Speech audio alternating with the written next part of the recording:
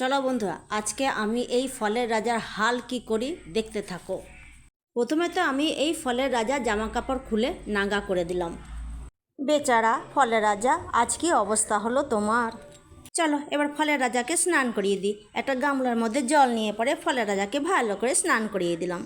এরপর একটা পরিষ্কার কাপড় নিয়ে পরে ফলের রাজার গাটাকে ভালো করে মুছিয়ে নিলাম। এইদিকে কিছু মশলা নিয়েছি ধনে, জিরে, মেথি আর শুকনো লঙ্কা।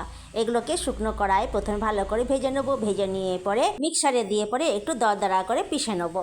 এরপর ফলের রাজাকে তেল মাখাবো। তো কড়াইয়ের মধ্যে তেল দিয়ে দিলাম। তেলটা গরম হয়ে গেলে পরে ওর মধ্যে একটা শুকনো লঙ্কা, কিছুটা পাঁচফোড়ন আর দুটো তেজপাতা দিয়ে দিলাম। ভালো করে ভেজে নিলাম। চলো ফলের রাজা, এবার তোমাকে তেল মাখাই।